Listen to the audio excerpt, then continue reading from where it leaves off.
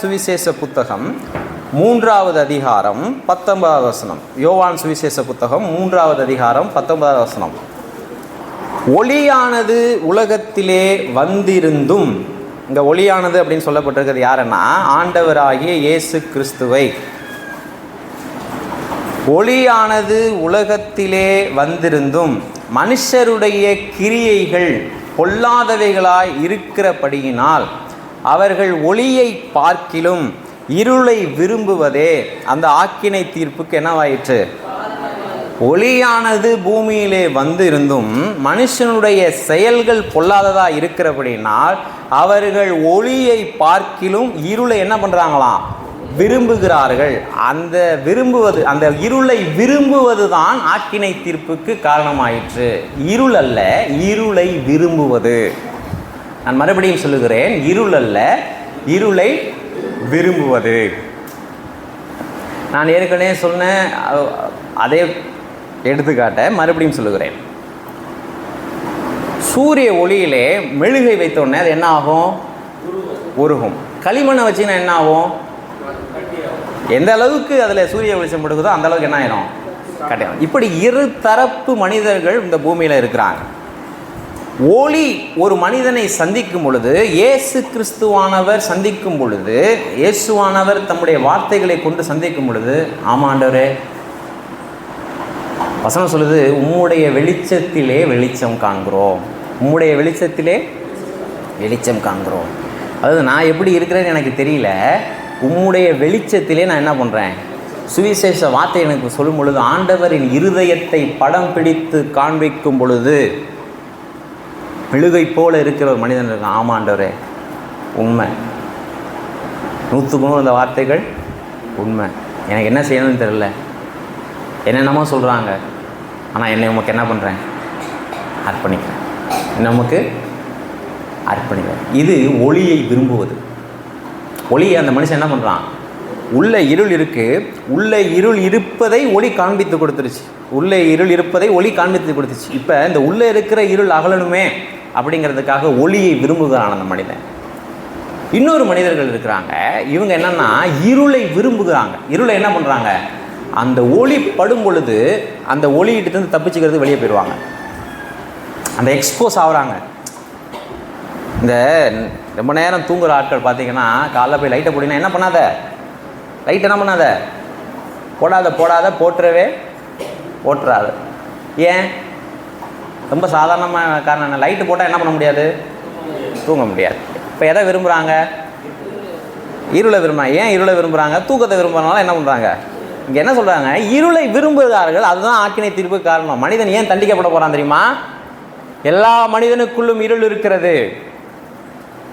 எந்த மனிதன் தன் இருளை ஒப்பு கொள்ளுகிறானோ அவன் தேவனால் என்ன பண்ணுவான், ஆசீர்வதிக்கப்பட்டு அவனை கர்த்தர் ஒளியாக மாற்றுவார்.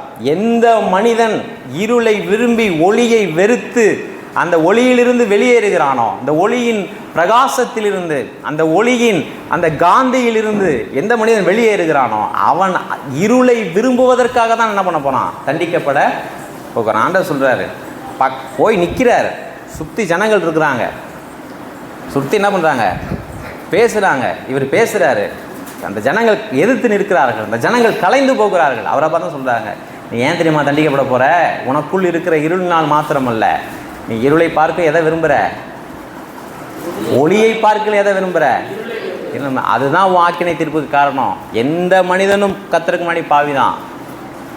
ஆனால் ஆக்கினை தீர்ப்புக்கு காரணம் என்ன தெரியுமா, இருளை விரும்புவது, இருளை விரும்புவது. யோவான் 7:7 சொல்லப்பட்டிருக்கு, உலகம் உங்களை பகைக்க மாட்டாது, அதன் கிரியைகள் பொல்லாததா இருக்கிறது என்று நான் சாட்சி கொடுக்கிறதினாலே அது என்னை என்ன பண்ணுது, பகைக்கிறது.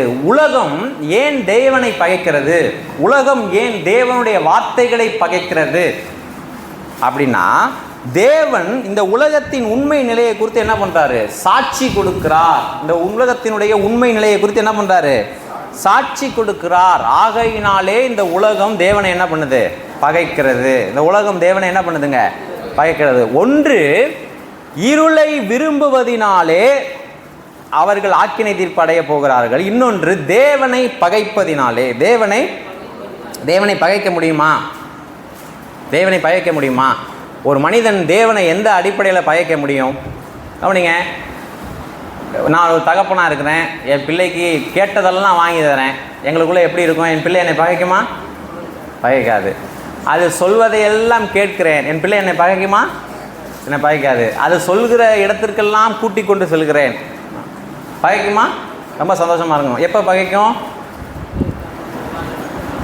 என்னுடைய விருப்பம் என்ன, நீ இப்படிப்பட்ட நிலையில் இருக்கிற அப்படின்னு சொல்லும்போது என்ன பண்ணும்? பகைக்கும். என்ன பண்ணும்? என்ன சொல்கிறாரு? அதன் கிரியைகள் பொல்லாததாக இருக்கிறது என்று நான் சாட்சி கொடுக்கறதுனாலே அது என்ன பண்ணுது? பகைக்கிறது. தேவன் என்ன பண்ணுறாராம்? சாட்சி கொடுக்குறாராம். தேவன் என்ன பண்ணுறாராம்? சாட்சி கொடுக்குறாராம். தேவனுக்கு நாம் சாட்சி கொடுப்பது அடுத்தது, அது அவசியமற்றதுன்னு தான் நான் சொல்லுவேன். எந்த சாட்சியினாலே அவர் ரட்சிக்கப்படணும்? நான் சொல்கிற சாட்சியினாலே இல்லை, தேவன் ஒரு சாட்சி சொல்கிறார். நீ பாவி, உன் இருதயத்தில் இருள் இருக்கு, அந்த சாட்சியை ஏற்றுக்கொண்டவன் தான் ரட்சிக்கப்பட முடியுமே ஒழிய மனிதர்கள் சொல்லுகிற சாட்சியினால பெரும்பாலும் அல்ல. ஒருவேளை அவங்க தேவனை நோக்கி வழி நடத்தப்படலாம், தேவனை நோக்கி வழி நடத்தப்படலாம்.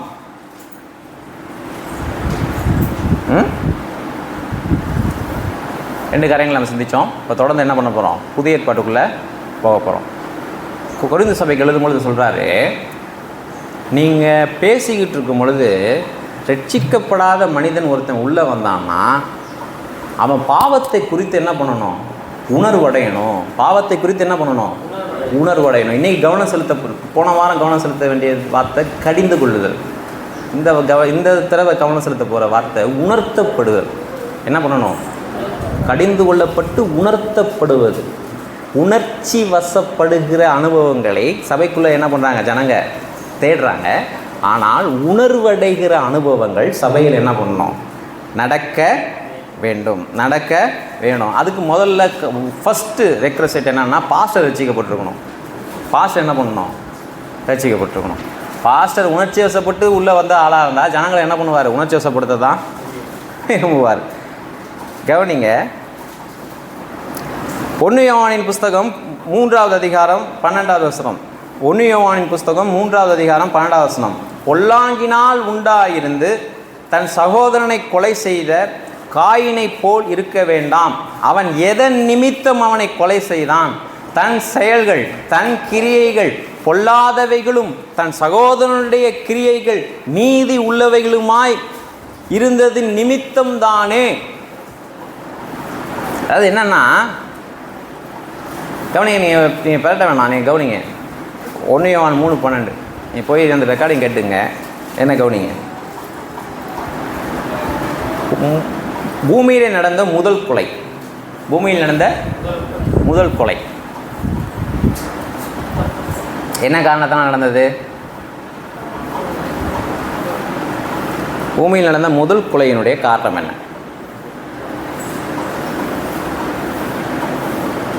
கவனிங்க, காயின் ஆபேல் இவர்களுக்கு சரிசமமான ஆஸ்தி இருந்தது. ஏன்னா ஆளுக்கு 2 பேர் தான் இருக்கான். சரிசமமான அந்தஸ்து இருந்தது. சரிசமமான அந்தஸ்து இருந்தது. இவர்கள் எல்லா காரியத்திலையுமே சரி நிகரானவர்கள். ஏன்னா அப்போ எத்தனை பேர் தான் இருக்காங்க? 2 பேர் தான். ஆனால் இங்கே பகைமை உணர்வு எங்கே வருதுன்னா, ஸ்பிரிச்சுவாலிட்டியில் இவங்க 2 பேரும் வித்தியாசமானவங்க. ஒருவன் தேவனால் ஏற்றுக்கொள்ளப்பட்டான், இன்னொருத்தர் என்ன பண்ணல? தேவனால் ஏற்றுக்கொள்ளப்படலை. தேவனால் என்ன பண்ணல? காயின் செய்கிற ஒவ்வொரு செயலும் தவறு என்று ஆபேலினுடைய செயலினால் தெரிகிறது.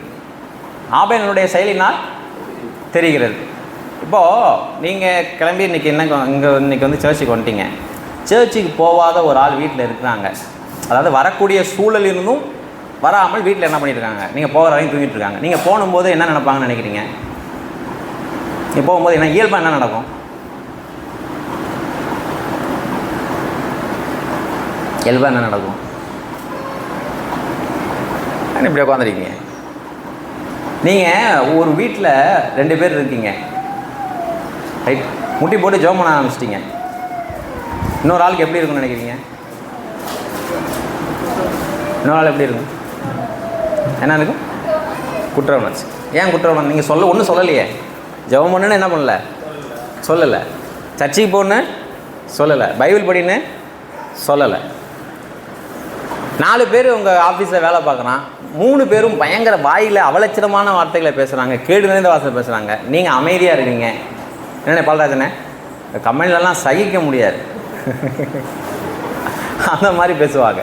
அப்போ நீங்கள் போய் பால்ராஜனை பிரசங்கெல்லாம் பண்ண வேணாம். இவர்களை பார்க்கும் பொழுது இதயத்தில் கடிந்து கொள்ளப்படுவாங்க. இதயத்தில் என்ன பண்ணுவாங்க? இல்லைங்களே, அப்படி இல்லைங்களே, நாங்களாம் சேர்ந்துக்குவோங்க. சிலர் இருக்காங்க, இங்கே பாம்புக்கு என்ன காட்டுறது? தலையை காட்டுறது, வெளியில் என்ன பண்ணுறது? வாழை காட்டுறது, எல்லாம் மிங்கிள் ஆயிடுவாங்க. அந்த மாதிரி ஆட்களை சொல்லலை, கடவுளுடைய பிள்ளைகளை குறித்து சொல்கிறேன். காலேஜில் அந்த மாதிரி தான். இங்கே பார்த்தீங்கன்னா அண்ணால் மாத்தாள் மாதிரி, அங்கே பார்த்தீங்கன்னா எப்படி அப்படியே ஒன்று ஓடிட்டு இருக்கோம். அந்த மாதிரி ஆட்கள் இல்லை. ஜனங்கள் நம்முடைய செய்கைகளை பார்த்து கடிந்து கொள்ளப்படுவாங்க. நம்மளோட செய்கைகளை பார்த்து என்ன பண்ணுவாங்க? வட மாநிலத்தில் ஏன் ஊழியக்காரன் அடி வாங்குறான் தெரியுமா? அவனுடைய செய்கைகளுக்காக போதனைக்காக வாங்குறது அடுத்தது. உள்ளே போகும்பொழுது போதிக்கும் பொழுது உதைச்சான் அப்படின்னா இவன் போதனைக்காக வாங்கலாம். நிறைய பேர் சொல்லுவாங்க, எங்களை தேடி வந்து உதைக்கிறானுங்க, எங்களை தேடி வந்து உதைக்கிறாங்க. காரணம் என்னென்னா, அவங்க செய்கைகளின் நிமித்தம் தொடர்ந்து இருதயத்தில் கண்டமாகிட்டே இருக்காங்க. ஃபஸ்ட்டு கவனிங்க, தேவன் தன்னை குறித்து அவர்களை குறித்து சாட்சி கொடுத்து யாரை பகைக்கிறாங்க? தேவனை பகைச்சிடுறாங்க. எந்த விதமான நல்ல காரியங்கள்லையும் தங்களை ஈடுபடுத்திக்கிறது, ஆன்மீக காரியங்களை ஈடுபடுத்திக்கிறதே இல்லை. இப்போது ஆவிக்குரியவர்கள் அவங்க சகவாசம் இருக்கும் பொழுது அவங்களையும் என்ன பண்ணுவாங்க? சுவைப்பாங்க. அதான் வசனம் சொல்லுது, அவனை கொன்னே போட்டான். நீ பலி செலுத்துகிற, ஆண்டவர் ஒன்று என்ன பண்ணுறாரு? ஏற்றுக்கொள்கிறார். ஆண்டவர் ஓ மேலே என்ன பண்ணுறாரு? பிரியமாக இருக்க. இவன் என்ன பண்ணலை? தன்னை ஆராய்ந்து பார்த்து என்ன பண்ணலை? மனம் திரும்பணும்னு என்ன பண்ணல? நினைக்கல. ஆண்டவர்கிட்ட போய், ஆண்டவரே அவனை ஏற்றுக்கொண்டீரே, ஏன் என்னை ஏற்றுக்கொள்ள மாட்டேங்கிறீர்? அதை என்ன பண்ணல? அவன் கேட்கல. மாறாக தனக்குள் ஏற்படுகிற, நீங்கள் சொன்ன மாதிரி அந்த குற்ற உணர்ச்சியை கொண்டு வர்றது யார்? இவன் தான். அப்படி இவனை போட்டால் என்ன பண்ணும்? சரியா இவனை போட்டால் என்ன பண்ணும்? சரியா. ஆவேலை கொன்றதுக்கு நியாயமான எந்த காரியமும் கிடையாது. அவனுடைய சொத்தை அபகரிக்கணும்னு செய்யலை. அவனுடைய கிரியைகள் எப்படி இருந்துச்சு? பொல்லாப்பாய் இருந்தது. ஆகையினாலே அவன் என்ன பண்ணான்? பகைத்தான். தேவனை பகைத்தான், தேவனுடைய மனிதனையும் என்ன பண்ணான்? பகைத்தான். ஏன்? இவன் உள்ள எப்படி பண்ணுறான்? கடிந்து கொள்ளப்படுகிறான். அருமையானவர்களே, தேவன் தம்முடைய வார்த்தைகளை குறித்தும் சாட்சி கொடுக்கிறார். தேவன் தம்முடைய பிள்ளைகளுடைய செய்கைகளை குறித்தும் உலகத்திற்கு எப்படி கொடுக்குறாரு? சாட்சி கொடுக்கிறார். ஆகையினால தான் சொல்கிறாரு, நீங்கள் உலகத்துக்கு எப்படி இருக்கிறீங்க? ஒளியாக இருக்கிறீர்கள். நீங்கள் உலகத்துக்கு எப்படி இருக்கீங்க? ஆமாம், ஒளியாக இருக்கிற தேவனை பகைப்பதினாலே இவர்கள் ஆன்மீக சூழலுக்குள்ளாக உலகம் என்ன பண்ணதை வருவதில்லை. ஆனால் உலகத்திற்கு ஒளியாக இருக்கிற தம்முடைய பிள்ளைகளை குறித்து ஆண்டவர் என்ன பண்ணுறாரு? சாட்சி கொடுத்துட்டே இருக்கிறார். எப்படியெல்லாம் ஆண்டவர் கண்டம் பண்ணுவார்? 2 விதத்திலே. ஒன்று, தம்முடைய வார்த்தைகளின் மூலமாக. அவங்க யாரை பகைக்கிறாங்க? கடவுளையே, தேவனையே பகைத்தவர்கள் தேவனுடைய பிள்ளைகளையும் என்ன பண்ணுறாங்க? தேவனுடைய ஊழியனையும் என்ன பண்ணுறாங்க? பகைக்கிறாங்க. இது அப்படியே ரிவர்ஸாக பாருங்கள். தேவனை நேசிக்கிறவர்கள் தேவனுடைய ஊழியனையும் என்ன பண்ணுவாங்க? நேசிப்பாங்க. தேவனுடைய மக்களை என்ன பண்ணுவாங்க? நேசிப்பாங்க. இதெல்லாம் எதுக்கு சொல்ல வரேன் அப்படின்னா, கண்டம்னேஷன். சபையிலிருந்து விலகி நிற்கிற ஒரு மனிதன் தனக்குள் இருக்கிற அந்த கண்டம்னேஷனை தான் காட்டுறான் வெளியே. அவன் கடிந்து கொள்ளப்படுகிறான். அதனால தான் அதுலேருந்து என்ன பண்ணுறான்? அந்த ஒளியிலேருந்து விலகி நிற்கிறான். அந்த ஒளியிலேருந்து விலகி நிற்கிறான். ரைட்டா? இன்னொரு வசனத்தை வாசிங்க. ஏசாயா தீர்க்கதரிசன புஸ்தகம் 28:26.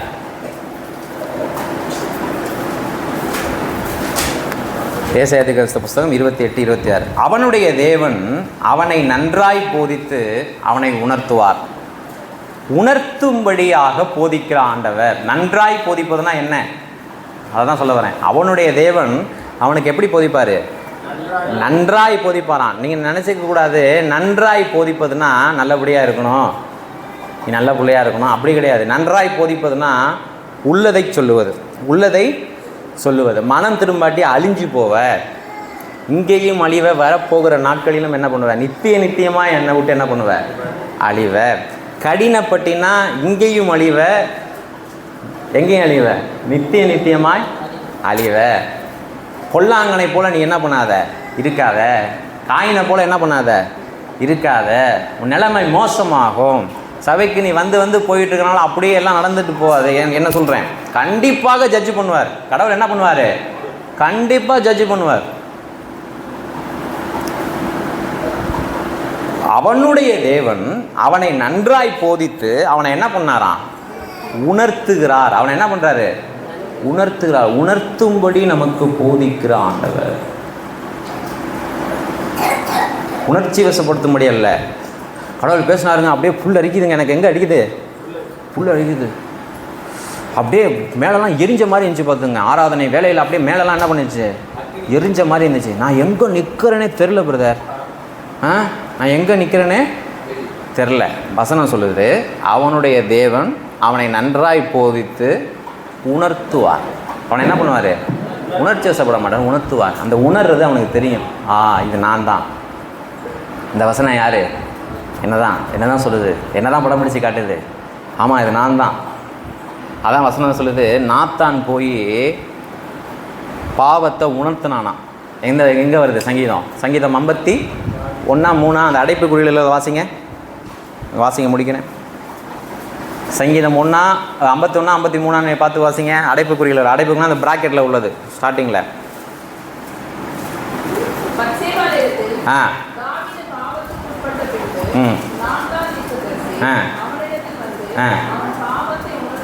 நாத்தான் தீர்க்கதரிசி அவனிடத்தில் வந்து அவன் பாவத்தை உணர்த்தின போது பாடி. கவனிங்க, பாவம் உணர்த்தப்பட்ட பிற்பாடி இவன் ஒரு பாட்டு பாடுறான். பச்சைபாலோடு விபச்சாரம் செய்கிறான். ஒரு குழந்தை பிறக்குது. 1 வருஷமாக சர்ச்சைக்கு போய் பாடுறான். நல்லா கவனிச்சுக்கணும். 1 வருஷமாக சர்ச்சைக்கு போய் பாடுறான், வர்றான். ஏன்னா இவன் கிங். யார் இவன், ராஜா. எல்லாத்தையும் முழு பூசணிக்காக எங்கே மறைச்சிட்டோம். கேட்க யாரு கிடையாது. என்ன யார் ஜட்ஜி பண்ணுவா, கேட்க யாரு கிடையாது. கம்பீரமாக போகிறான், பாடுறான், வர்றாரு, எல்லாம் காணிக்க போகிற எல்லாம் பண்ணுறாரு. இப்போது நாத்தான் தீர்க்கதரிசியை ஆண்டவர் அனுப்புகிறார். அவன் பார்த்திங்கன்னா, அதான் பழைய ஏற்பாட்டு தீர்க்கதரிசிகள்லேயே நிறைய வெரைட்டி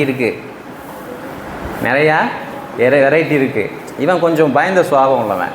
அதனால் என்ன பண்ணுறான், ராஜா இல்லை, டக்குன்னு போய் நீ பாவிங்க முடியாது. டக்குன்னு போய் தாவீதும் நாத்தான்வேலும் நெருங்கிய நண்பர்கள். கடைசியாக தன்னுடைய மகனை அரசனாக்குற வரைக்கும் அவன் ரொம்ப நெருக்கமான நண்பன், ஃபேமிலி ஃப்ரெண்டு. அவனுக்கே பயம். ஏன்னா தாவீது நீ பாவின்னா நம்மளை என்ன சொல்லுவானுங்கிறது அவனுக்கே பயம். இவன் என்ன பண்ணுறான், போய் ஒரு கதை சொல்கிறான். என்ன கதை, ஒரு மனிதனுக்கு ஒரு நிறைய ஆட்டுக்குட்டி மந்தையே இருந்துச்சு. ஆனால் ஒரு மனுஷனுக்கு ஒரே ஒரு ஆட்டுக்குட்டி இருந்துச்சு. அந்த ஒரு ஆட்டுக்குட்டி அந்த ஏழை மனிதனுடைய தோளிலே என்ன பண்ணுச்சு, விளையாண்டுச்சு. ரொம்ப பிள்ளை மாதிரி அதை வளர்த்தான். ஆனால் இன்னொரு மனிதனுக்கு ஒரு பெரிய மந்தையே இருந்துச்சு. வழிபோக்கன் ஒருவன் வரும் பொழுது, விருந்தாளி ஒருத்தன் வரும் பொழுது, இவன் பெரிய மந்தையை இருக்கிற அந்த பணக்காரன் அதிலிருந்து ஒரு ஆட்டுக்குட்டியை எடுத்து சமைச்சு அவனுக்கு கொடுக்காம அந்த ஏழையினுடைய அவன்கிட்ட இருந்த ஒரே ஆட்டுக்குட்டியை எடுத்து என்ன பண்ணிட்டான், சமைச்சு கொடுத்துட்டான். இது உன் நாட்டில் நடந்துச்சுப்பா அப்படின்னு சொல்கிறான். அப்படியா, அவன் மகா பாவி, அவன் செத்தே போகணும், கொல்றன் பாரு அவனங்கிறான். இது யார் கூட்டு வாங்குறான், நீ தான் அவன்ட்டான். யார், நீ தான். சொன்னும் பொழுது நீ தாண்டா அவன் அப்படிங்கிறது, இந்த நாட்டிலேயே மோசமான பாவி நீ தாண்டா அவன். ஐயோ நான் பாவி. இப்போ உணர்த்தப்பட்டான். அவன் உணர்த்தப்பட்டு பாடின பாடல் இது, ரைட். உணர்ச்சி வசப்படுகிற பாடல்கள் வேற, உணர்த்தப்பட்டு பாடுறது வேற. பாவத்தை உணர்த்தப்பட்டான். பாவத்தை என்ன பண்ணான், உணர்த்தப்பட்டான். ஒரு வருடம் கோயிலுக்கு போனான். நினைப்பு என்ன நினச்சிக்கிறாங்க, சர்ச்சைக்கு வந்தால் தான் ஆண்டவர் உணர்த்துவார். அப்படி கிடையாது. சர்ச்சைக்கு அப்படி கிடையாது. இது ஒன்றும் திவ்யமான இடம் கிடையாது. சர்ச்சைக்கு வந்து ஆண்டவர் எல்லா நேரங்களையும் உணர்த்திட்டு தான் இருக்கிறார். இந்த மனிதனுடைய ஹார்ட் வந்து ஓப்பனாக இருக்கணும். என்னை அழைக்கும் பொழுது, ஊழியத்துக்கு அழைக்கும் பொழுது சபையில் அழைக்கிறப்பில்லை. சபையில் அழைக்கும், நான் வெளியில் தான் கமிட் பண்ணேன். ஒரு மரத்தடியில் தான் ஜெபம் பண்ணி கமெண்ட் பண்ண கவனிங்க. இப்போ ஆண்டவர் உணர்த்துகிறார். ஆண்டவர் என்ன பண்ணுறாரு? உணர்த்துகிறார். அவனை நன்றாய் போதித்து அவனுக்கு என்ன பண்ணுவார்? உணர்த்துவார். ஒரு போதனை நன்றாக இருக்குது அப்படின்னா எப்படி உணர்த்தப்பட்டிருக்கணும். கிறிஸ்தவ போதனை நன்றாக இருப்பதுன்னா அர்த்தம் என்ன? டைம் போனதே தெரில பிரதர், அப்படியே சோக்காவே கொண்டு போனார். டைம் போனதே தெரில, அப்படியே பட்டும் படாமல், அப்படியே இதயம் எந்த விதத்திலும் இதயத்தில் சலனப்படாமல். கேட்டிருக்கீங்களா? இதயத்தில் எந்த விதமான சலனமும் இல்லை, அப்படியே கேட்டுக்கிட்டே இருக்கலாம். ஜான் மெக்கார்த்தர் அப்படிங்கிறவர் அவருடைய சபை வளர்ந்து கொண்டே போகுது. அதனால் என்ன பண்ண ஆரம்பிச்சிட்டாங்க, ஏன்னா வசனத்தை போதிய ஆள் இல்லை, எல்லாம் உள்ளே முந்தி அடித்து வந்து இந்த இடுக்கெல்லாம் நின்றுக்கிட்டே கேட்பாங்க. சீட் ஃபில் ஆயிடுச்சு. 1,000 2,000 ஞாயிற்றுக்கிழமை போய்கிட்டே இருக்கும், நின்றுக்கிட்டே கேட்க ஆரம்பிச்சிட்டாங்க.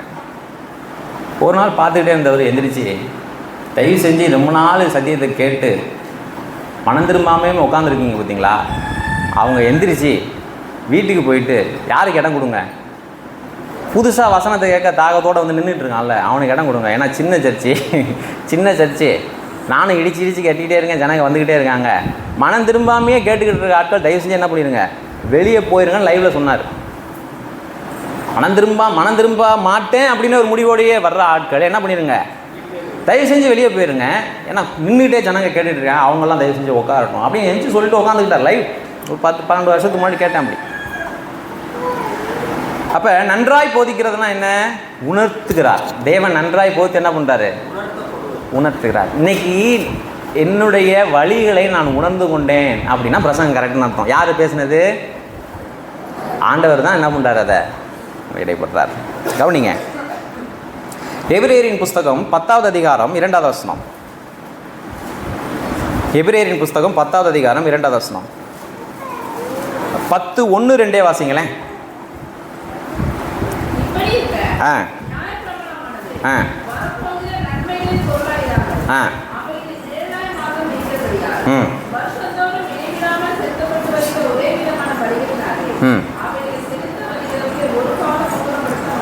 கவனிங்க, 2வது வசனம் வாசிக்கிறேன். பூரணப்படுத்துமானால் ஆராதனை செய்கிறவர்கள் ஒரு தரம் சுத்தமாக்கப்பட்ட பின்பு இன்னும் பாவங்கள் உண்டென்று உணர்த்தும் மனசாட்சி அவளுக்கு இல்லாதிருப்பதினால் அந்த பலிகளை செலுத்துகிறது நிறுத்தப்பட்டிருக்கும் அல்லவா.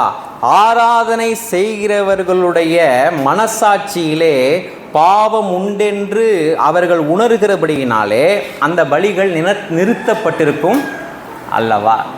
புரிஞ்ச கஷ்டமாக இருக்கா? ஏன் ஜனங்க வந்து மறுபடியும் சர்ச்சுக்கு வந்து பலி செலுத்தினாங்க அப்படின்னா, மறுபடியும் தேவனோடு எங்களுக்கு என்ன இல்லை, உறவு சரியாக இல்லை. மறுபடியும் நாங்கள் எங்களுக்குள்ள ஒரு குறைவை உணர்கிறோம். மறுபடியும் எங்கள் இருதயத்திலே பாவம் இருக்கின்றது அப்படின்னு அந்த மனசாட்சி சொல்கிறதுனால தான் மறுபடியும் ஜனங்க என்ன பண்ணாங்களாம், வந்து பலி செலுத்தினாங்களாம். ஆராதனை செய்கிறவர்களுக்கு பாவத்தை உணர்த்துகிற மனசாட்சி உண்டாகும் சொல்லி இங்கே வசனம் சொல்லுது. இருக்கா பைபிளில்? ஆராதனை செய்கிறவர்களுக்கு பாவத்தை உணர்த்துகிற மனசாட்சி என்ன பண்ணுமா, உண்டாகுமா. நான் பூரணப்படலை, நியாயப்பிரமாணம் என்னை என்ன பண்ணாது, பூரணப்படுத்தாது அப்படின்னு நல்ல மனசில் தெரிஞ்சிடனால தான் அவங்க மறுபடியும் வந்து என்ன பண்ணாங்களாம், பலி செலுத்தினாங்க. எத்தனை தடவை கோயிலுக்கு போனாலும் இந்த இருதய குற்ற உணர்ச்சி ஒழிய மாட்டேங்குது. தைரியமாக கடவுளுக்கு முன்பாக நம்ம வர முடிய மாட்டேங்குது. அப்படின்னா என்ன அர்த்தம்னா, நீ சர்ச்சுக்கு வர்றதுனால அந்த குற்ற மனசாட்சி போகாது, அதுதான் அர்த்தம். எவ்வளவு பாட்டு பாடினாலும் அந்த குற்ற மனசாட்சி போக மாட்டேங்குதே. எவ்வளவு ஜெபம் பண்ணாலும் அந்த குற்ற மனசாட்சி போக மாட்டேங்குதே. கடவுளுக்கு முன்பாக நிற்கக்கூடிய அந்த தைரியம் எனக்கு வரவே மாட்டேங்குதே. என் இருதயம் என்னை கடிந்து கொள்ளுதே. தொடர்ந்து எவ்வளவு ஆன்மீக செயல்களிலே என்னை ஈடுபடுத்தி கொள்ளுகிறேனோ அவ்வளவு எனக்கு குற்ற மனசாட்சி மேலோங்கி வருதே. அதுதான் வசனம் சொல்லுது, ரட்சிக்கப்படலை. நான் ஒருவேளை அப்படி இருந்தேன்னா எந்த அளவுக்கு, அதனால தான் ஜனங்களுக்கு ஜெபம் பண்ண இன்ட்ரெஸ்ட் வர மாட்டேங்குது. அதனால தான் ஜனங்களுக்கு ஆராதனையில் ஒரு மகிழ்ச்சி வர மாட்டேங்குது. ஏன்? நான் எந்த அளவுக்கு சின்சியராக இருக்கணும்னா அந்த அளவுக்கு நான் குற்ற மனசாட்சி எனக்குள்ளே வளரும், மேலோங்கி இருக்கும். அப்போ என்ன கண்டுபிடிக்கணும்? ஓ, இந்த ஆன்மீக செயல்கள் நம்மளுக்கு விடுதலை தராது, சர்ச்சுக்கு போயிட்டு வர்றதுனால எனக்கு பெரிய விடுதலை உண்டாகாது. ஆனால் விடுதலை உண்டாவதற்கான வாய்ப்பு அங்கே கொடுக்கப்படுகிறது.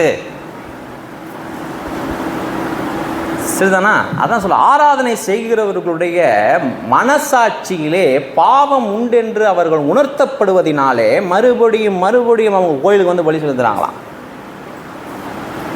இதுக்கு தீர்வு என்ன? ஆராதனையில் பிரியப்படுகிறார் தேவன், அவெல்லாம் சும்மா. இந்த பைபிளில் ஒரு ரெஃபரன்ஸ் கூட கிடையாது. ஆராதனையில் பிரியப்படுகிற தேவன் இந்த பைபிளில் ஒரு ரெஃபரன்ஸ் கிடையாது. நான் என்ன சொல்கிறேன், எனக்கு காண்பீங்கன்னு தான் கேட்குறேன். நான் வந்து வாதிக்கலை, எனக்கு காண்பீங்க, எடுத்து காண்பீங்க. நீ சொல்கிறது பைபிளில் இருக்கான்னு எனக்கு எடுத்துக்கான். ஆராதனையில் பிரியப்படுகிறார், ஆராதனையில் மெய் மறக்கிறார். நீ எவ்வளவு ஆராதிக்கிறியோ அந்த ஆராதனையை பார்த்து கடவுள் உன்னை ஆஸ்வதிக்கிறார். இது இன்னைக்கு நடந்ததில்லை, காலங்காலமாக இருப்பது. ஜனங்களுக்கு வழிபாட்டின் அடிப்படையிலே, வழிபாட்டின் மூலமாக வருகிற அந்த மன உணர்வை, அந்த வழிபாட்டின் ரீதியிலே வருகிற அந்த மனதில் இருக்கிற அந்த ஒரு உற்சாகத்தை அதுவே கடவுள் உங்களுக்கு தந்ததுன்னு சொல்லி ஜனங்களை ஏமாத்தினாங்க பழைய ஏற்பாட்டு காலத்துலேருந்து. உள்ளே உங்கள் மனசாட்சி குத்தப்பட்டு அந்த பாவம் உண்டென்று அப்படின்னு நீங்கள் சொல்லப்பட்டால் அது வந்து கடவுள் செய்கிற செயல். அதுதான் உண்மையான ஆராதனையின் விளைவு. அதுதான் உண்மையான ஆராதனை விளைவு. நான் இப்போ வெளியில் பிரசங்கிப்பதை சுத்தமாக நிறுத்திட்டேன். நேற்று ஒரு வாய்ப்பு கிடைச்சது. ஆண்டவர் என்னை 7 நாள் நான் போனேன். ஒரு மனிதன் அதில் வந்து ஒரு மனிதன் ஆண்டவரால் தூண்டப்பட்டான். முடித்ததுக்கப்புறம் வந்து கேட்டார், நிறைய கேள்விகள் கேட்டார். நீ கண்டுபிடின்னு சொன்னேன், உன் பைபிளில் இருக்குல்ல, நீ சொல்கிறது உண்மை, குற்ற மனசாட்சி வருது, இது ஆன்மீகங்களேன்னு தெரிஞ்சுக்கிட்டேன். What next? அடுத்தது என்ன? அதை நீ கண்டுபிடி. உன் கையில் பைபிள் இருக்குல்ல, அடுத்தது என்ன? அதை நோக்கி நகர்ந்து போ. தேவனும் நானும் சமாதானம் பெற வேண்டும். நின்னா சந்தோஷமாக ஜெபம் பண்ண முடியணும். அப்படி தேவனுக்கு முன்பாக நான் நிற்கக்கூடிய தகுதி எனக்கு பெற்று தருவது எது? நல்லா ஜெபம் பண்ணுறதுனால வராது, நல்லா பைபிள் படிக்கிறதுனால வராது. நல்லா பைபிள் படிக்கணும், நல்லா ஜெபம் பண்ணணும். ஆனால் நான் என்னவாக இருந்ததை செய்ய வேண்டும். ஆண்டவர் கொடுப்பதினால் ஆசீர்வாதம் சொல்கிறாங்களே, நான் ஏராளமாக கொடுக்குறேன் பிரதர் அப்படின்னேன். ரைட், அப்போ நான் உங்கள்கிட்ட கேட்குறேன். அப்போ சொன்னார், நீங்கள் சொல்கிறத பார்த்தா அப்போ கொடுக்க வேண்டாமா? நான் என்ன கேட்டேன், யோவான் 3ஆம் அதிகாரத்தில் 16 வசனம் சொல்லப்பட்டிருக்கிறதே, தேவன் தம்முடைய ஒரே பேரான குமாரனை தந்தருளி இவ்வளவாய் பூமிகளே என்ன பண்ணார்? அன்பு கூர்ந்தார். தேவனால் கொடுக்கப்பட்ட குமாரனை நீங்கள் பெற்றுக்கொண்டீர்களா? தேவனால் கொடுக்கப்பட்ட குமாரனை பெற்று, நமக்கு ஒரு குமாரன் கொடுக்கப்பட்டார். தேவனிடத்திலிருந்து வாங்கி கொண்ட மனிதனே ஆசீர்வதிக்கப்படுகிறான். தேவனிடத்திலிருந்து வாங்கி கொண்ட மனிதனே ஆசீர்வதிக்க. அதற்கு அதனுடைய விளைவாக தான் மனிதனுக்கு என்ன, கடவுளுக்கு அவன் என்ன பண்ணான்? கொடுக்குறான். அதற்கு விளைவாக அந்த சந்தோஷத்தின் மிகுதியாக என்ன பண்ணுறான்? நான் பெற்ற அந்த இந்த செய்தியின் அடிப்படையில் நான் பெற்ற நன்மைகளை ஜனங்களும் என்ன பண்ணணும்? பெறணும். ஆகையினால இதை கொடுக்குறேன், ஊழியத்தை தாங்குறேன். அப்படி தான் செய்யணும். அப்போ குமாரன் உங்களுக்கு கொடுக்கப்பட்டாரே, அந்த குமாரனினால் வருகிற ஆசீர்வாதத்தை நீங்கள் பெற்றுக்கொண்டீங்களா? தன்னுடைய குமாரனையே உங்களுக்காக கொடுத்தாரே தேவன், அதை வைத்து தான் உங்களை ஆசீர்வதிக்கணுமாரே ஒழிய நான் இங்கே கொடுக்குற காசுனால அவர் உங்களை ஆசீர்வதிக்கிறது இல்லை. அப்படி வசனம் இருக்கே, வசனம் அப்படின்னு தான் இருக்குது, எப்படி தான் இருக்குது. வசனம் செயல்படாத மாதிரி தெரியும். எனக்கும் அதுதான். நான் என்ன பற்றி தான் பேசுகிறேன். நான்லாம் யோசிக்கும் பொழுது, இந்த ஊழியக்காரன்லாம் யோசிக்கும் பொழுது அப்படி தோணும். அப்படிலாம் இருக்கிறாங்களே, அப்படி தோணும். கடவுள் இதெல்லாம் தலையிடவே மாட்டார். அப்படி கிடையாது, அப்படி கிடையவே கிடையாது. தலையிட்டானா ஸ்டாப் பண்ண மாட்டார். ஒரு ஸ்டோக் தான். நீங்கள் வரலாற்றை புரட்டி பாருங்கள், 2000 வருட வரலாறு நீங்கள் புரட்டி பாருங்கள். சபையை எப்படி டீல் பண்ணுறாரு அவர். சிங்கிள் ஸ்டோக் என்ன பண்ணுவார்? இஸ்ரேலர்களை நியாயம் திருப்பார், லைக் அ ஃப்ளாஷ். இப்படி நியாயம் திருப்பார். மீட்கும் பொழுதும் அப்படி தான் மீட்பார், லைக் அ ஃப்ளாஷ். ஒரு செகண்டில் தான் செய்வார். அதனால் ஜாக்கிரதையாக இருக்கணும். எப்போ நாம் கவிழ்க்கப்படுவோம்னு தெரியாது. எப்போ நம்ம கவிழ்க்கப்படுவோன்னு நம்ம நினைப்போம் எவரிக்கும் நல்லா ஃபைனாக போயிட்டுருக்குன்னு. நீங்கள் ரட்சிக்கப்படலைன்னு உங்கள் இருதயம் சொல்லிச்சுன்னா ஜாக்கிரதையாக இருங்க. 1 கொரிந்தியர் புஸ்தகம் 14ஆம் அதிகாரம் 24-25. எல்லோரும் தீர்க்க தரிசனம் சொல்லுகையில், நோட் த வேர்ட், அவ்விசுவாசியாகிய ஒருவன் அல்லது கல்லாதவன். கல்லாதவன்னா இங்கே வேதத்தை அறியாதவன் அர்த்தம். அவ்விசுவாசியாகிய ஒருவன் அல்லது கல்லாதவன் உள்ளே பிரவேசித்தால், சர்ச்சுக்குள்ளே வந்தானா, அவன் எல்லாராலும் உணர்த்திவிக்கப்பட்டும் எல்லாராலும் நிதானிக்கப்பட்டும் இருப்பான். கவனிங்க, சர்ச்சுக்குள்ளே ஒருத்தர் நுழைஞ்சான்னா எல்லாரும் பேசுகிற ஆண்டவருடைய வார்த்தையினாலே அவன் என்ன படுவானா? என்ன? உணர்த்துவிக்கப்படுவான். அதுதான் பைபிள் நல்லா பார்க்கணும். உணர்த்துவிக்கப்படுவான். சர்ச்சுக்குள்ளே ஒருத்தர் நினைஞ்சான்னா நான் பாவிங்கிற உணர்வு அவனுக்கு வரணுமா? பவுல் சொல்கிறாரு.